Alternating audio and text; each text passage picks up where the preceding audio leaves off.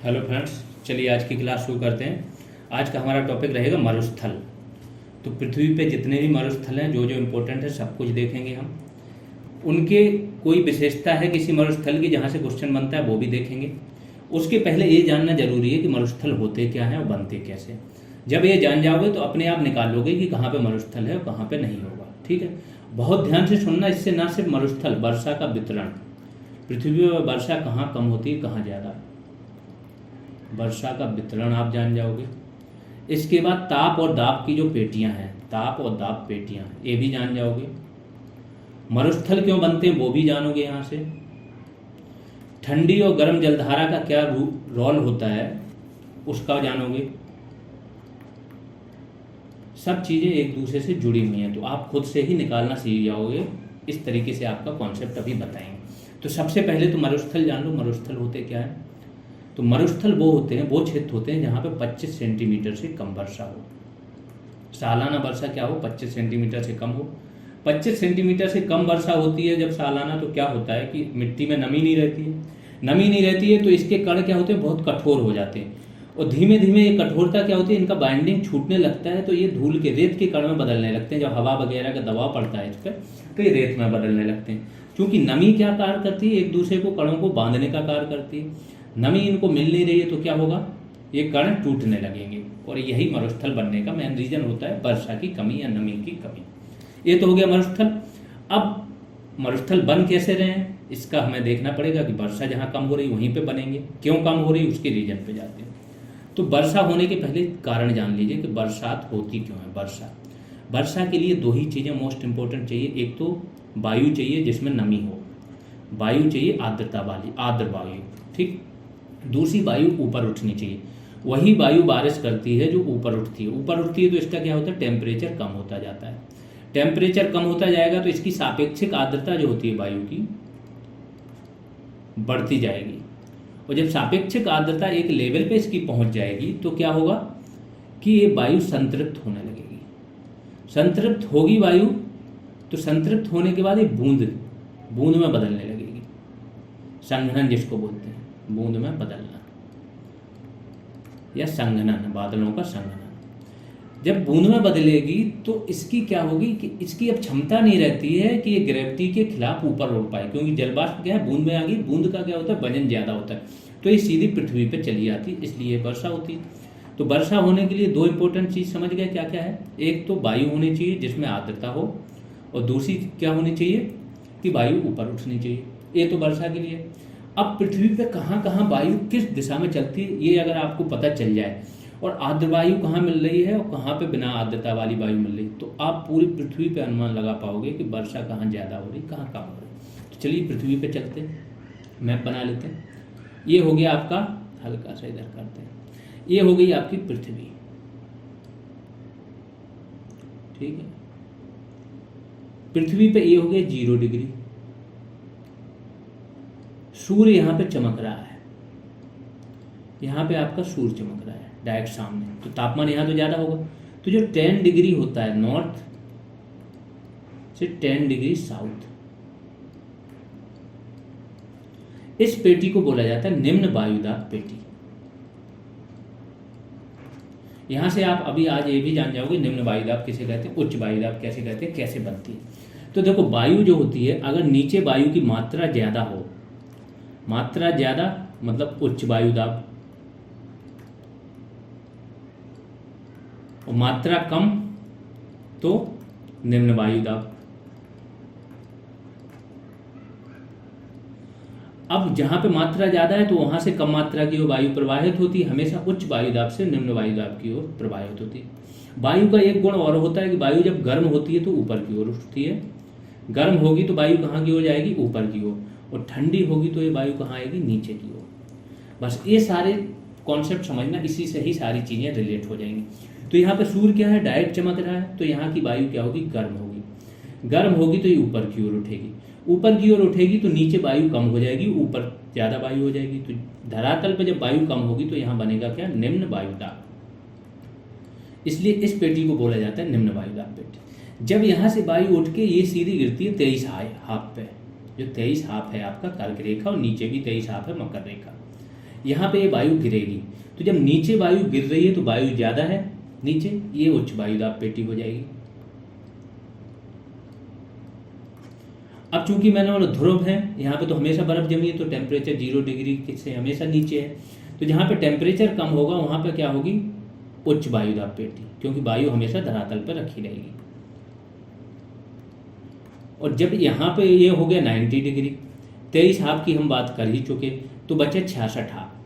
66 half पे फिर से आपकी निम्न वायुदाब पेटी बनती है। क्यों बनती है यहाँ पे, क्योंकि यहाँ से जो वायु धरातल से आती है और यहाँ से आती है, ये वायु आएगी आपस में टकराएगी, फिर ये ऊपर उठ जाएगी, तो टकरा के भी ऊपर उठेगी वायु, तो ये क्या हो जाएगी आपकी, ये निम्न वायुदाब पेटी है और 0 डिग्री वाली निम्न वायुदाब पेटी है।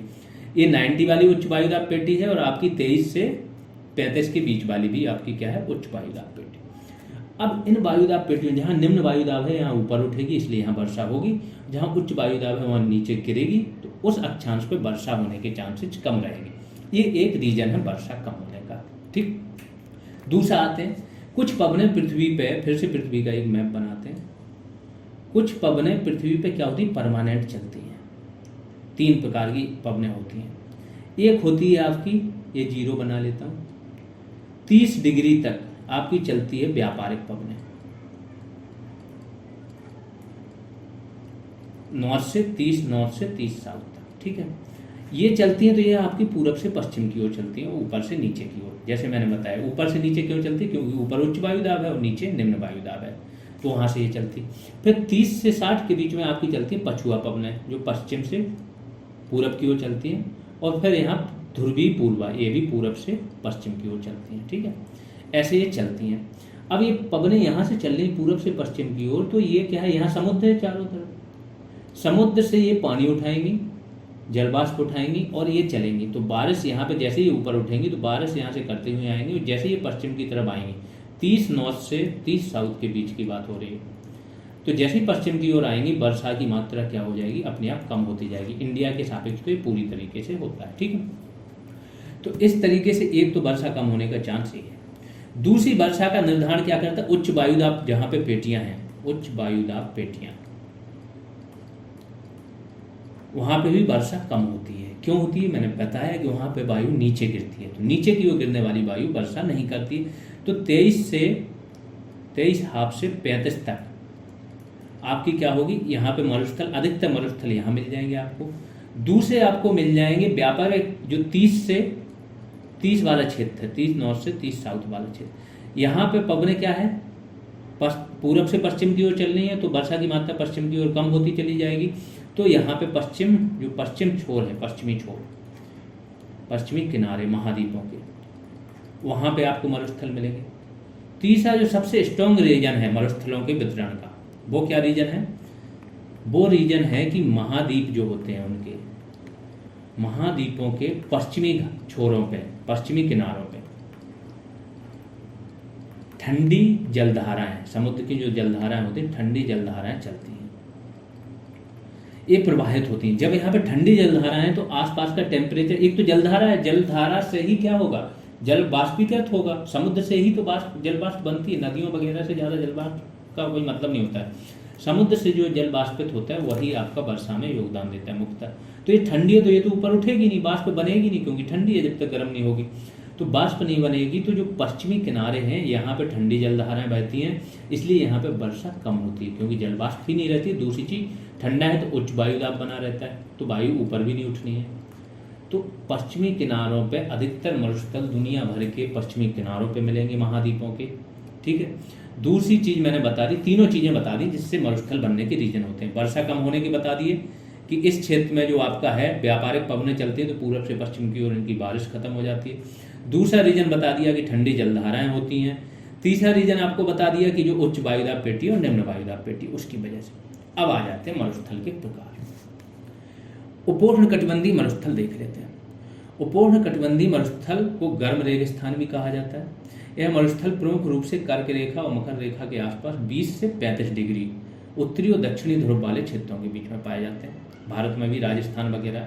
एक राजस्थान का मरुस्थल बनने का और रीजन है, क्योंकि भारत में बारिश की जो होती है वो दक्षिण पश्चिम मानसून होता है, तो पश्चिम से पूरब की ओर जाता है ये मानसून, ठीक है, जो आपकी अरब सागर वाली शाखा होती है। लेकिन राजस्थान में क्या होता है, अरावली के समानांतर जाता है, तो इसको बारिश को रोकने वाला कोई वो नहीं होता है, जो जलवाष्प होती है कि इसको रोके, कोई अवरोध बने तो वायु ऊपर उठे, तो वायु ऊपर नहीं उठ पाती, इसलिए यहाँ पे बारिश नहीं होती। तो थार का मरुस्थल बनने का एक रीजन ये भी है। इतना डिटेल में नहीं जाते, बस हल्का सा कॉन्सेप्ट समझना, जब आपको डिटेल में पढ़ाया जाएगा पीसीएस के लिए तो और ज़्यादा डिटेल में चलें।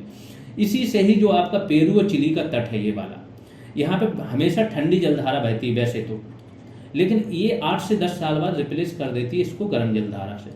इसलिए हमेशा तो यहाँ पे क्या होता है, मरुस्थल रहता है, चिली का अटाकामा मरुस्थल, और हमेशा वर्षा कम होती है। लेकिन 8 से 10 साल में क्या होगा कि यहाँ पे ठंडी जलधारा रिप्लेस हो जाती है गर्म जलधारा से। तो गर्म जलधारा से जैसे ये रिप्लेस होगी तो यहाँ पे बरसात बहुत ज़्यादा हो जाएगी, क्योंकि निम्न वायुदाब बनेगा। और जहाँ पे बरसात पहले ज़्यादा होती थी, क्योंकि यहाँ कम हो रही, तो जो आपका ऑस्ट्रेलिया तट है या इंडिया वगैरह है, पूरा हिंद महासागर, यहाँ पे वर्षा पहले ज़्यादा होती थी। तो जब आपकी ये अल्नीनो का प्रभाव, इसको अल्नीनो प्रभाव होता है, तो जो 8 से 10 साल में ठंडी जलधारा को जब गर्म जलधारा रिप्लेस करती है, तो यहाँ ऑस्ट्रेलिया तट पे बारिश यहाँ पे बहुत कम हो जाएगी और यहाँ पे बहुत ज़्यादा हो जाएगी। और नॉर्मली यहाँ पे कम होती है, यहाँ ज़्यादा होती है, इसलिए सूखा वगैरह इंडिया में भी पड़ता है ना। अल्नीनो का हो रहा है कि अभी आने वाला है, 1 से 2 साल, शायद इस साल आए, अगले साल अल्नीनो आए, तो इकोनॉमी दुनिया भर की बता रहे 3% इकोनॉमी डाउन हो जाएगी दुनिया भर की। आगे चलते हैं। प्रमुख उपोष्ण कटिबंधीय मरुस्थल निम्नलिखित हैं: सहारा मरुस्थल, अरब का रेगिस्तान, थार का रेगिस्तान आदि। ठंडे मरुस्थल देख लेते हैं। ठंडा मरुस्थल ऐसे क्षेत्रों में पाए जाते हैं जहाँ पर वर्षा कम होती है लेकिन तापमान भी कम रहता है। ये मैंने बताया आपको कि ठंडा मरुस्थल भी होता है, क्योंकि जहाँ पे ठंडी जलधारा रहे या ठंड रहे तो वहाँ वायु ऑलरेडी नीचे रहेगी। प्रमुख ठंडे रेगिस्तान कौन से हैं? गोबी रेगिस्तान, टकला मकान और लद्दाख का जो मरुस्थल है वो भी ठंडा है। फिर तटीय मरुस्थल देख लेते हैं। अनेक समुद्री तटों पर वर्षा की कमी के कारण रेगिस्तान पाए जाते हैं।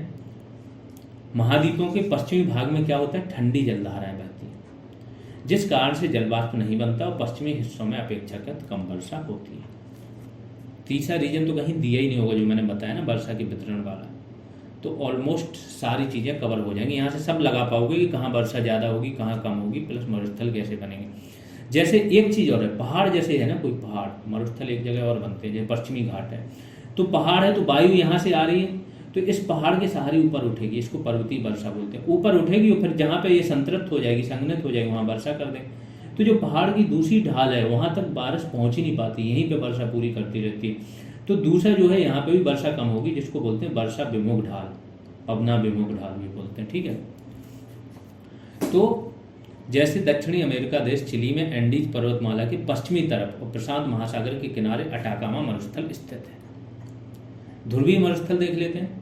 पृथ्वी के ध्रुवों पर वर्षा नहीं होती, जैसे मैंने बताया कि ध्रुवों पे क्या होता है, आपका उच्च वायुदाब हमेशा बना रहता है, 90 डिग्री वाली पेटी है आपकी, तो यहाँ पे क्या वर्षा नहीं होती, जिस कारण से वहाँ पर किसी प्रकार का जीवन यापन नहीं है। यहाँ पर अत्यंत ठंडे मरुस्थल पाए जाते हैं। उदाहरण के लिए विश्व का सबसे बड़ा मरुस्थल अंटार्कटिका है, जो कि ठंडा मरुस्थल है, ठीक। अब सारे मरुस्थल मैं मैप पे दिखाई देता हूँ आपको। एक आर्कटिक मरुस्थल है, ये वाला क्षेत्र आपका आर्कटिक हो गया। ग्रेट बेसिन है, ये सारे अमेरिका के क्षेत्र हैं। ग्रेट बेसिन, मोहाबे, सोनोरन, इसके बाद चिहुहुआन और कोलोराडो प्लेटू है। यहाँ पे बहुत सारे खनिज तत्व पाए जाते हैं। कोलोराडो का जो पठार है, इसके नीचे चले जाते हैं तो ये सेचुरा मरुस्थल है। अटाकामा, चिली का अटाकामा सबसे गर्म मरुस्थल है, ये चिली का अटाकामा। फिर मोंटे है और पेटागोनिया है, ये पठार भी है पेटागोनिया का, मरुस्थल भी है, ठीक है। इसके बाद चले जाते हैं नामीब, नामीब मरुस्थल है ये, नामीब, ठीक है, नामीबिया में। कालाहारी मरुस्थल है ये वाला। सहारा मरुस्थल दुनिया का सबसे बड़ा, 10 से 12 देशों में फैला हुआ है। मोरक्को से शुरू होता है, मोरक्को, अल्जीरिया, ट्यूनीशिया, लीबिया, मिस्र। इसके बाद इधर चले जाओगे आप, वेस्टर्न सहारा, ये सब पूरे में फैला हुआ है, ठीक है, गिनी बिसाऊ तक। अब आ जाते हैं फिर, ये पूरा सहारा मरुस्थल है, ये सबसे बड़ा है। फिर अरेबियन, अरब जो पेनिनसुला है वहाँ पे लोग जरूर रहने लगे, उन्होंने तो मरुस्थल को रहने लायक पूरा बना लिया, नहीं तो ये पूरा जो अरब क्षेत्र है ये दुनिया का दूसरा सबसे बड़ा मरुस्थल है। फिर यहाँ पे गोबी मरुस्थल है आपका। टकला मकान या तकला मकान है। थार मरुस्थल है, ये इंडिया का है, थार मरुस्थल। गुजरात में भी थोड़ा गया है और राजस्थान में, ठीक है। इसके बाद एक कराकुम मरुस्थल है, ये ईरान के 2 मरुस्थल हैं, दस्त ए कबीर और दस्त ए लूट, ठीक। फिर आ जाते हैं हम सीधा, ये तो पता ही है, ये आर्कटिक मरुस्थल का ही वो है पार्ट, और नीचे अंटार्कटिका मरुस्थल है, ये अंटार्कटिका मरुस्थल है, पूरा ठंडा है। फिर ऑस्ट्रेलिया के मरुस्थल देख लेते हैं, ये तनामी मरुस्थल है, एक ग्रेट सैंडी मरुस्थल है, एक गिब्सन है, एक ग्रेट विक्टोरिया मरुस्थल। ऑस्ट्रेलिया के मरुस्थल पूछे जाते हैं, जो पूछे जाते हैं वो इंपॉर्टेंट बता दे रहा हूँ। ये ऑस्ट्रेलिया के सहारे हैं, सहारा हो गया आपका, ये चिली का अटाकामा हो गया, एक का दस्ते कबीर, दस्ते लूट, गोबी, ये सारे आपके इंपॉर्टेंट हैं। इंडिया का थार तो है ही है, ठीक है, थोड़े बहुत और सारे नाम हैं। अब आ जाते हैं मरुस्थलों के और ज़्यादा डिटेल में, मरुस्थलों के चलते हैं, कहाँ पे है, कितना है क्षेत्रफल, क्या नहीं है, ठीक है। तो सबसे बड़ा दुनिया का अगर मरुस्थल देखो, जहाँ पे कोई, यहाँ पे तो देखो अंटार्कटिका और आर्कटिक में तो लोग भी नहीं रहते, लेकिन इसको अगर काउंट करें तो दुनिया का सबसे बड़ा, पृथ्वी का सबसे बड़ा मरुस्थल कौन सा? अंटार्कटिका मरुस्थल। ये इसका क्षेत्रफल है 1,42,00,000 वर्ग किलोमीटर में। फिर आर्कटिक मरुस्थल है, उत्तरी ध्रुव पे है, ये 1,39,00,000। फिर आ जाता है जो दुनिया का सबसे बड़ा, जहाँ पे बस्तियाँ बसी हुई हैं, देश हैं, वो अगर देखो तो ये है उत्तरी अफ्रीका में, ये है इसका क्षेत्रफल। इस प्रकार से अरब का रेगिस्तान अरब प्रायद्वीप में है, दूसरे नंबर पे है ये, जहाँ पे बस्तियाँ बसी हैं। अगर दुनिया में देखो तो ये चौथे नंबर पे है। फिर गोबी मरुस्थल मंगोलिया और चीन में, पेटागोनिया मरुस्थल अर्जेंटीना और चिली में, ग्रेट विक्टोरिया मरुस्थल ऑस्ट्रेलिया में। तो ये देखो, एक तो नेम, नाम, देश, और फिर नंबर, अगर ऊपर के 2-3 पूछे या 4 पूछे तो नंबर, किस नंबर पे, ठीक।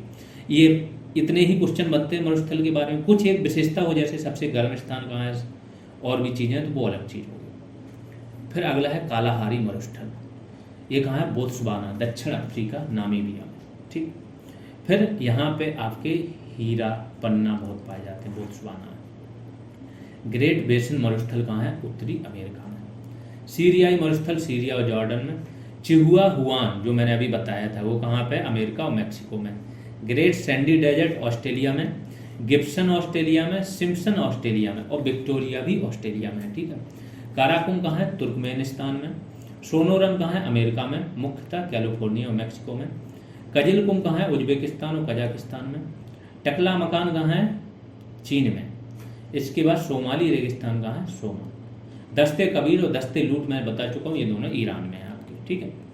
ये सारे मैन और हैं। चलिए, अभी थार रेगिस्तान पता है आपको कहाँ है? भारत और पाकिस्तान तक फैला हुआ है। अटाकामा आपका चिली में। मोजाबे आपका कहाँ है? संयुक्त राज्य अमेरिका में। नाबीब कहाँ है? अंगोला और नामीबिया में। दस्ते काबिर कहाँ है आपका? ईरान में। और दस्ते लूट कहाँ है? ईरान में। ये सारे मरुस्थलों की डिटेल हो गई है। कुछ मरुस्थलों के बारे में कुछ स्पेसिफिक जानकारी है तो वो भी है, वो देख लेते हैं क्या है।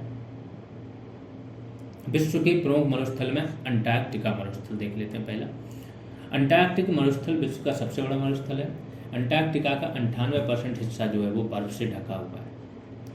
यहाँ पर अनेक देशों के क्या है? अनुसंधान केंद्र है अंटार्कटिका में, है ना। जैसे इंडिया का दक्षिणी गंगोत्री। आगे आ जाते हैं आर्कटिक मरुस्थल। यह उत्तरी ध्रुव पर फैला हुआ है, विश्व का दूसरा सबसे बड़ा मरुस्थल है। यह भी अंटार्कटिका की तरह ठंडा हुआ रेगिस्तान है, जमा हुआ। सहारा रेगिस्तान देख लेते हैं। यह विश्व का तीसरा सबसे बड़ा उपोष्ण कटिबंध में अगर कोई देखो तो ये सबसे बड़ा है, ठीक है। अगर वैसे देखो ओवरऑल तो ये सब ठंडे हैं, शीत कटिबंध में है, और ये क्या है? उपोष्ण कटिबंध में। तो वैसे उपोष्ण कटिबंध में सबसे बड़ा है, अगर ओवरऑल देखो तो तीसरे नंबर का। सहारा विश्व का सबसे गर्म रेगिस्तान भी यही है। सबसे गर्म स्थान अगर देखोगे एक स्थान विशेष, तो वो आपका कहाँ मिलेगा? चिली का अटाकामा में। लेकिन अगर टोटल ओवरऑल पूरा मरुस्थल देखो तो सबसे गर्म कौन सा है आपका? सहारा। सहारा रेगिस्तान अफ्रीका महाद्वीप के उत्तरी भाग में स्थित है। और आगे चलते हैं। सहारा रेगिस्तान कुल 11 देशों में स्थित है। कौन कौन से? मॉरिटानिया, माली, नाइजर, चाड, सूडान, इरिट्रिया, मिस्र, लीबिया, अल्जीरिया, मोरक्को, ट्यूनीसिया, ठीक है। इन सब देशों में सहारा फैला हुआ है। अगला देखते हैं अरब का रेगिस्तान। अरब का रेगिस्तान अरब प्रायद्वीप में स्थित है। विश्व का दूसरा सबसे बड़ा उपोष्ण कटिबंधीय मरुस्थल अर्थात गर्म मरुस्थल है। यह एशिया का सबसे बड़ा मरुस्थल है।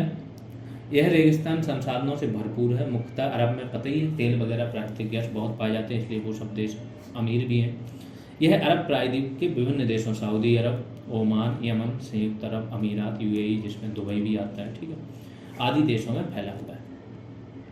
अगला मरुस्थल देख लेते हैं, गोबी मरुस्थल। गोबी मरुस्थल एशिया का दूसरा सबसे बड़ा मरुस्थल है। यह ठंडा मरुस्थल है। गोबी मरुस्थल मुख्यतः, ये देखो अलग अलग जगह बात हो रही है, वो उपोष्णकटिबंध का सबसे बड़ा था, ये एशिया की बात हो रही है, तो इसमें कंफ्यूज मत होना, ठीक है। गोबी मरुस्थल मुख्यतः मंगोलिया और चीन में स्थित है। गोबी रेगिस्तान में सर्दियों और गर्मियों तथा दिन और रात के तापमान में बहुत अधिक अंतर होता है। गोबी रेगिस्तान से पीली नदी निकलती है। फिर कालाहारी मरुस्थल देख लेते हैं। कालाहारी मरुस्थल अफ्रीका महाद्वीप के दक्षिण भाग में स्थित है। कालाहारी मरुस्थल नामीबिया और दक्षिण अफ्रीका, जो अफ्रीकी महाद्वीप अगर इस तरीके से बनाओ तो यहाँ पे है आपका कालाहारी, अभी दिखाया था मैंने मैप पे। यहाँ से ऑरेंज नदी निकलती है। यहाँ पर अनेक हीरे की खदानें स्थित हैं। थार का मरुस्थल इंडिया में है, तो इंडिया और पाकिस्तान में, राजस्थान के पश्चिमी हिस्से में फैला हुआ है। फिर भारत के अलावा थार रेगिस्तान कहाँ का, पाकिस्तान में भी फैला हुआ है। वहाँ क्या बोला जाता है, इसको चौलिस्तान के नाम से बोला जाता है। थार रेगिस्तान विश्व का सबसे घना बसा, ये भी एक फैक्ट है कि विश्व का सबसे घना बसा हुआ रेगिस्तान कौन सा है, थार। फिर अटाकामा, अगला मरुस्थल कौन सा है, अटाकामा मरुस्थल। अटाकामा विश्व का सबसे शुष्क गर्म मरुस्थल है, ठीक है, शुष्क भी है और गर्म भी है। यह दक्षिण अमेरिकी महाद्वीप के चिली देश में स्थित है। यहाँ एरिका नामक जगह सबसे शुष्क है। इस रेगिस्तान में चुकी की माता नाम से तांबे की प्रसिद्ध खान है, ये भी इम्पोर्टेंट है। यहाँ पे आपके मरुस्थल क्या होते हैं, खत्म होते हैं। हेलो फ्रेंड्स, चलिए आज की क्लास शुरू करते हैं। आज हम लोग देखेंगे ज्वालामुखी। ज्वालामुखी में देखो कॉन्सेप्चुअल तो आपके इसमें वीडियो में आते नहीं है, ठीक है। ज्वालामुखी में जो क्वेश्चंस आएंगे वो फैक्चुअल आएंगे, कहाँ कौन सा ज्वालामुखी है। हाल फिलहाल करंट में अगर कोई होगा तो उसका पूछ लेंगे, लेकिन थोड़ा सा कॉन्सेप्ट बता देता हूँ। माउंटेन वाले में मैंने बताया था कि ज्वालामुखी होते क्या है। तो ज्वालामुखी दो टाइप से बनते हैं। एक बनता है कि पृथ्वी पे कुछ छिद्र होते हैं, वो परमानेंट छिद्र होते हैं, जिनको बोलते हैं हॉट स्पॉट्स। यहां से क्या होगा कि जो गर्म और तप्त मैग्मा है वो निकलता है, और जब ये मैग्मा अंदर रहता है, मैग्मा कहां से निकलता है, आपका मेंटल से, अपर मेंटल जिसको बोलते हैं एस्थेनोस्फीयर, ठीक है, अपर वाला मेंटल है। सारी जितनी भी भूकंपीय क्रिया हैं, ज्वालामुखी क्रिया है, जो मैग्मा आता है, सारी चीजें यहीं से आती है, अपर मेंटल से, क्योंकि पिघले हुए फॉर्म में है, प्लास्टिक फॉर्म में, ठीक है। तो ये मैग्मा यहाँ से बाहर आएगा और बाहर आके ये कहलाता है लावा। इसमें क्या क्या होता है, गैस होती है, गैसें होती हैं, खनिज होते हैं, चट्टानों के टुकड़े होते हैं, धूल होती है, धुआं होता है, ये सारी चीजें इसमें से बाहर निकलती हैं।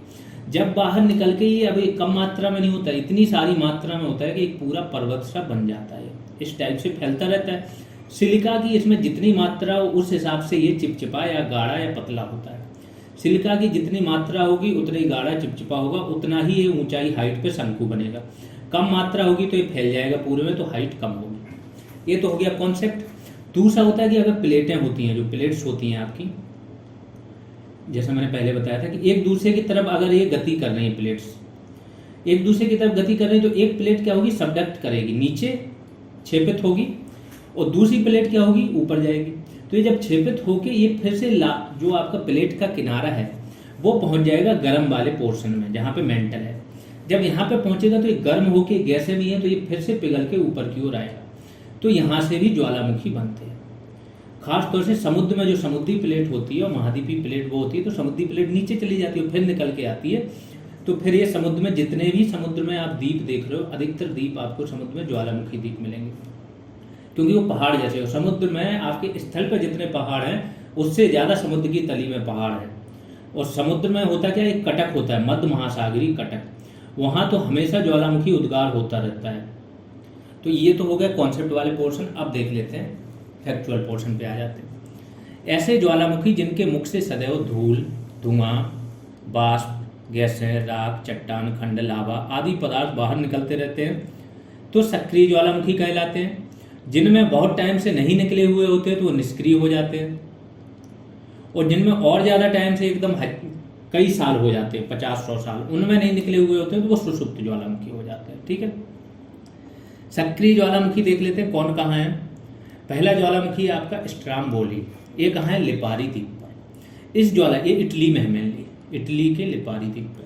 ये क्या है, इतना सक्रिय है कि हमेशा सक्रिय रहता है और यहाँ गैसें हमेशा जलती रहती है, तो पूरे आसपास जो लाइट है ना, आसपास पूरा उजाला बना रहता है कई किलोमीटर तक।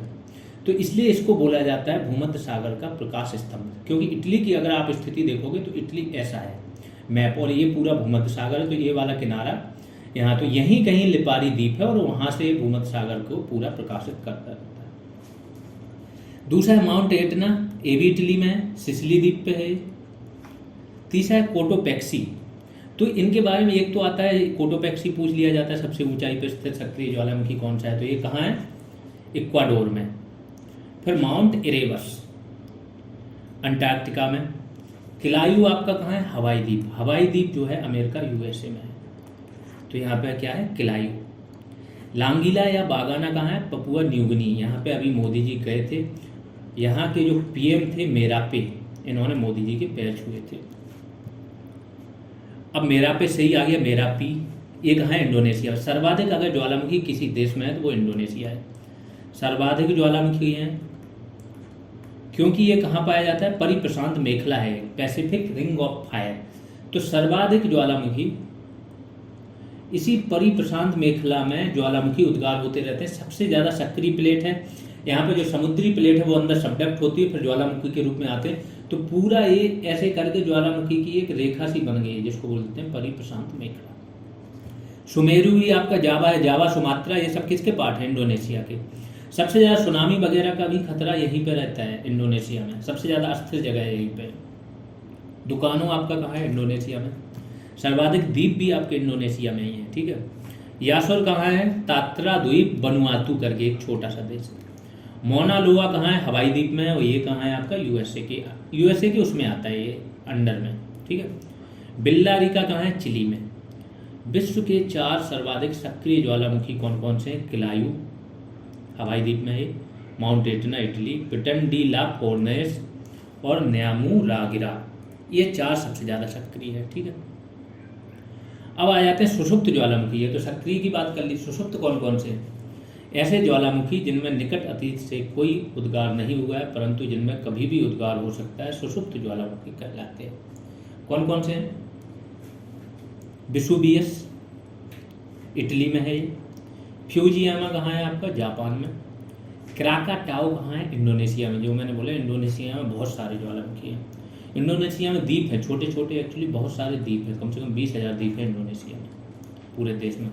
नारकोंडम द्वीप जो है आपका अंडमान निकोबार। तो अंडमान निकोबार भारत का अगर देखो तो सक्रिय ज्वालामुखी भारत का कौन सा है?